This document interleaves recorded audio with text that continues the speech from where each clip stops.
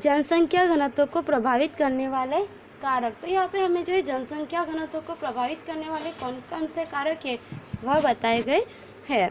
जनसंख्या घनत्व पर जो पर्यावरण के विविध तत्वों का प्रभाव पड़ता है, जैसे कि स्थान की ऊंचाई, ठंडी गर्मी का प्रमाण, भूपृष्ठ, फसल, खनिज, पानी, ऊर्जा और उसकी प्राप्ति के अलावा जो है परिवहन और संदेश व्यवहार सुविधा, शिक्षा, आरोग्य और औद्योगिकरण, रोजगार के अवसर और आधुनिक टेक्नोलॉजी से जो है आर्थिक विकास वृद्धि में जो है जनसंख्या घनता के साथ यह जुड़ी हुई होती है।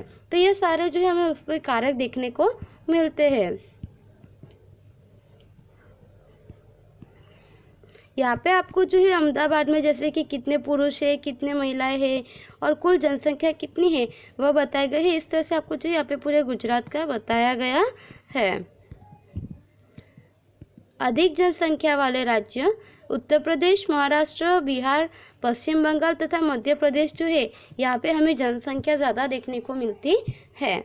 कम जनसंख्या वाले जो है तथा केंद्र शासित प्रदेश, तो कम जनसंख्या जो है वह हमें कहाँ देखने को मिलते हैं, तो लक्षद्वीप समूह, लद्दाख, अंडमान निकोबार द्वीप समूह जो है वहाँ पे हमें जो है कम जनसंख्या देखने को मिलती है।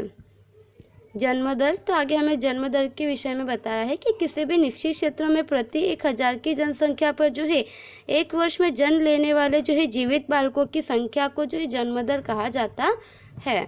और भारत में जो है पिछले कई वर्षों में जन्म दर का प्रमाण कम होता जा रहा है। लोग कुटुंब नियोजन अपनाने लगे हैं, फिर भी ग्रामीण जो है क्षेत्रों में शिक्षा का अभाव, आरोग्य विषयक सेवा का अभाव, गरीबी, बेकारी, परिवार नियमन की समझ का अभाव देखने को मिलता है। इसीलिए जन्म दर का प्रमाण जो है ऊंचा रहता है। तो यहाँ पे हमें बताया गया है कि किसी भी क्षेत्र में जो है यहाँ पे प्रति 1000 जो है की जनसंख्या पर जन्म लेने वाले जो जीवित बालक है उनकी संख्या को जो है जन्म दर कहा जाता है। और भारत में पिछले कई वर्षों में जो है जन्म दर का प्रमाण भी कम होता जा रहा है।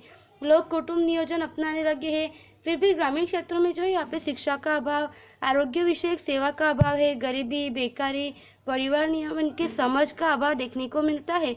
इसीलिए जन्म दर का प्रमाण जो है वह यहाँ पे ऊंचा रहता है। यहाँ पे आपको जो है यहाँ पे जन्म दर और मृत्यु दर की जो तुलना है उसके विषय में बताया गया है कि उसकी तुलना जो है किस प्रकार यहाँ पे की गई है। मृत्यु दर, तो किसी भी निश्चित क्षेत्र में जो है प्रति 1000 आबादी पर जो है एक वर्ष में मरने वालों की संख्या को मृत्यु दर कहा जाता है।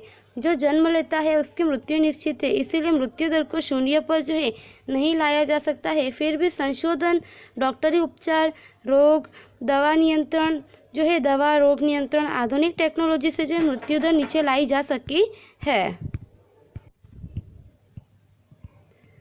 स्थलांतरण, तो आगे हमें जो स्थलांतरण के विषय में बताया गया है।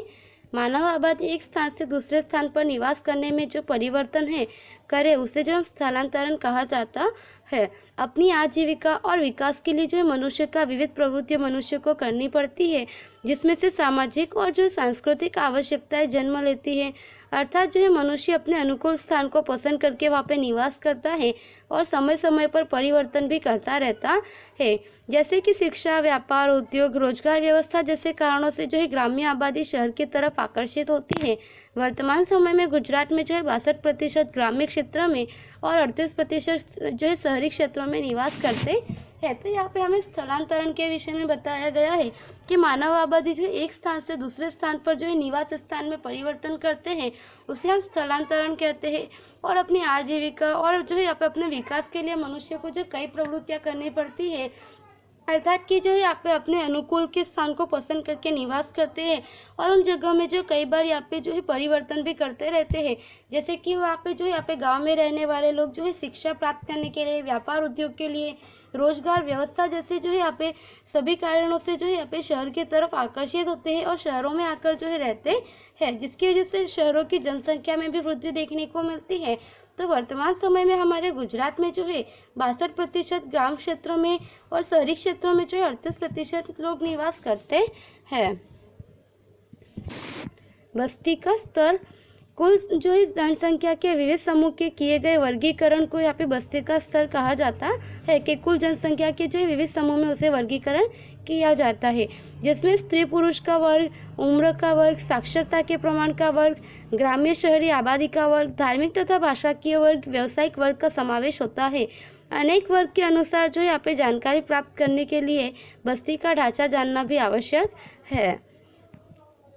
आयु वर्ग, तो यहाँ पे हमें सबसे पहले आयु वर्ग के विषय में बताया गया है कि आयु वर्ग के हिसाब से जो है किस तरह से लोगों का यहाँ पे वर्गीकरण जो है किया जाता है। देश की कुल आबादी में जो है बालक, प्रौढ़ तथा वृद्ध नागरिकों का समावेश होता है, जिसे आयु में बांटा गया है। तो बालकों का वर्ग या जो यहाँ पे बताया कि 14 से 0 वर्ष तक की उम्र के होते हैं, उन्हें बालकों के वर्ग में समावेश किया जाता है। 15 से 59 तक के वर्ष के जो लोग होते हैं, उन्हें यहाँ पे प्रौढ़ लोगों के वर्ग में उनका समावेश किया जाता है। और 59 वर्ष से जो है यहाँ पे ज़्यादा उम्र के जो लोग होते हैं, उन्हें वृद्ध लोगों के वर्ग में समावेश किया जाता है। तो इस तरह से जो है आयु वर्ग के हिसाब से लोगों का जो है यहाँ पे वर्गीकरण किया जाता है। इन 3 आयु वर्ग में मुख्यतः जो है अंतर बालक और वृद्ध नागरिकों की आबादी में हमें देखने को मिलता है। कुल आबादी का 3 से 4% बालक होते हैं हमारे देश में, जबकि वृद्ध जो नागरिक है वो हमारे देश में कुल जो है आबादी के 7% जितने होते हैं। बाकी के जो लोग हैं वो प्रौढ़ होते हैं। इतना जानिए, जापान में वृद्ध नागरिकों का उम्र स्तर का प्रमाण ज़्यादा है। स्त्री पुरुष का प्रमाण, जिसमें यहाँ पे हमें बताया गया है कि स्त्री पुरुष का जो प्रमाण है लैंगिक अनुपात, लिंग का अनुपात अर्थात कि प्रति 1000 पुरुषों की तुलना में स्त्रियों की संख्या, जिसे जो हम यहाँ पे लैंगिक अनुपात भी कहा जाता है। हमारे देश में 1951 के बाद से जो यहाँ पे लैंगिक अनुपात जो है क्रमशः कम होता जा रहा है। तो लिंग का अनुपात यानी कि प्रति 1000 पुरुष जो होते हैं उनके तुलना में कितनी स्त्रियों की संख्या है, उसे हम यहाँ पे लैंगिक अनुपात कहते हैं। साक्षरता, तो आगे हमें साक्षरता के विषय में बताया गया है। किसी भी देश के विकास का आधार देश की साक्षरता की मात्रा पर आधारित होते हैं। साक्षरता आबादी की गुणवत्ता और सामाजिक विकास को मापने के लिए महत्वपूर्ण मापदंड है और देश के विकास की चाबी है। तो बताया गया है कि किसी भी देश का जो आर्थिक विकास है, सामाजिक विकास है, राजनीतिक विकास है, वह सब कुछ जो है यहाँ पे देश की साक्षरता पर आधारित होते हैं। और साक्षरता जो है आबादी की गुणवत्ता और जो सामाजिक विकास को मापने का एक महत्वपूर्ण मापदंड है और देश की जो है विकास की चाबी भी है। 1991 की जनगणना के समय साक्षरता का जो है मापदंड निश्चित किया गया है। उसके अनुसार 6 वर्ष के जो है अधिक उम्र के कोई भी व्यक्ति कोई भी एक भाषा पढ़ लिख सके और समझ सके तो साक्षर या अक्षर ज्ञान व्यक्ति उसे माना जाएगा।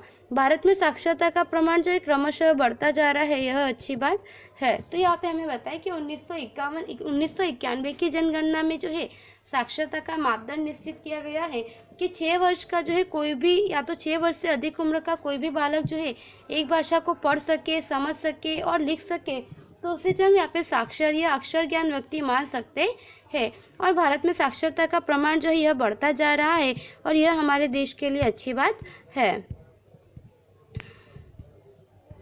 साक्षरता में जो है प्रथम 5 जिले यहाँ पे जो है गुजरात के आपको बताए गए हैं। व्यावसायिक ढांचा, तो आगे हमें व्यावसायिक ढांचा के विषय में बताया गया है कि देश की कुल जनसंख्या में से जो है विविध व्यवसाय में लगे हुए लोगों के समूह को जो है यहाँ पे इस समूह में जिसको समावेश किया जाता है, जिसमें बताया कि काम करने वाले लोगों का समूह और एक काम न करने वाले लोगों का समूह, इस तरह से इनका 2 भाग किए गए हैं।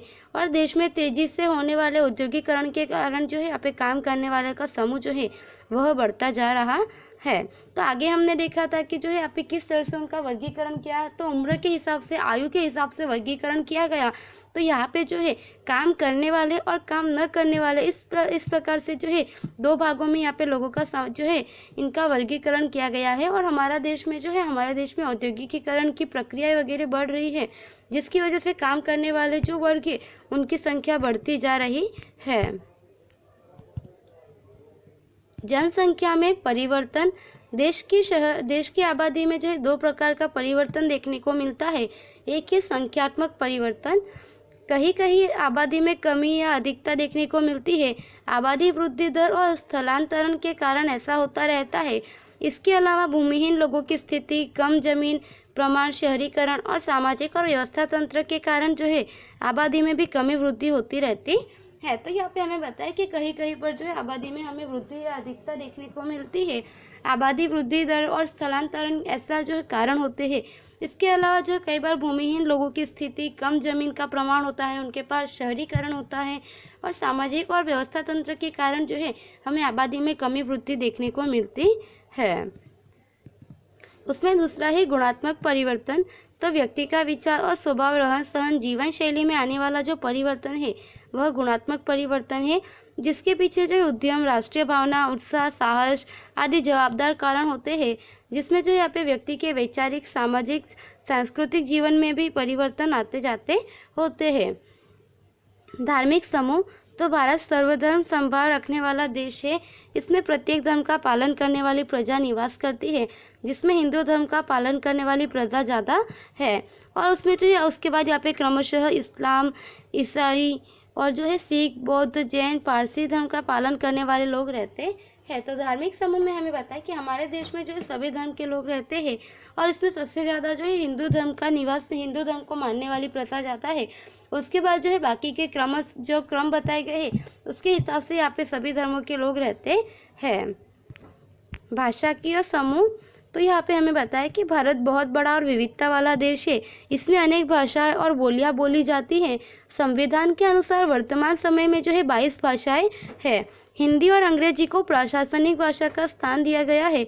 भारत के राज्यों की रचना जो है भाषा के आधार पर हुई है। तो यहाँ पे हमें बताया गया है कि हमारे देश में जो है अलग अलग प्रकार की भाषाएं, बोलियां बोली जाती है और संविधान के अनुसार जो है हमारे देश में 22 भाषाएं हैं।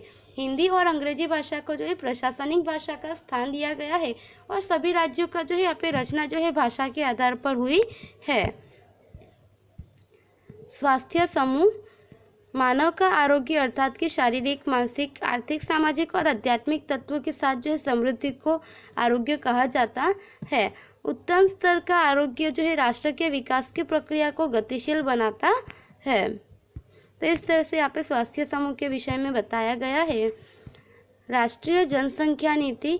देश की जनसंख्या ही देश की शक्ति है। मानव संसाधन शिक्षित और प्रशिक्षित, स्वास्थ्य और शक्तिशाली होगा तो जो है तो ही देश का यहाँ पे विकास होगा और मानव शक्ति का उपयोग देश के विकास में महत्वपूर्ण कार्य करता है। विकास यहाँ पे जो है विश्व के विकास करने वाले देशों के सामने खड़े रहने की और जो गतिशीलता लाने के लिए हमें जागृत होना पड़ेगा और देश की समृद्धि में मानव शक्ति के मूल्यों को प्रधानता देनी पड़ेगी। इस तरह से मानव शक्ति जो है यह मानव जो है जनसंख्या यह हमारे देश की जो है यहाँ पे मानव शक्ति मानी जाती है। देश के विकास को रोकने वाले जो है तत्वों को नियंत्रित करना होगा। इसीलिए जनसंख्या विस्फोटक को नियंत्रित करने के लिए 1951 से निश्चित की गई जनसंख्या नीति को प्रभावशाली ढंग से लागू करना ही पड़ेगा। जनसंख्या नीति के भाग रूप में जो अनेक योजनाएं हैं, जैसे कि पोषक आहार योजना, माता शिशु सुरक्षा व उपचार योजना, स्वच्छ पानी, विद्यालय, आरोग्य कार्यक्रम, बाल अधिकारों की रक्षा जैसे पहलुओं को गतिशील बनाना पड़ेगा और पंचवर्षीय योजनाओं में जो है जनसंख्या नीति को नज़र के समक्ष रखकर जो है यहाँ पे कार्य करना पड़ेगा। हम सभी उसमें जागृत होकर सहयोग देकर अपना योगदान देने के लिए कटिबद्ध बने।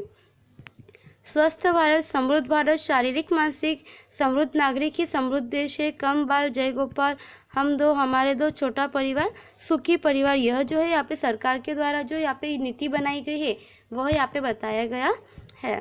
तो विद्यार्थियों यहाँ पे आपको स्वाध्याय दिया गया है जो नोटबुक में लिखना है। धन्यवाद।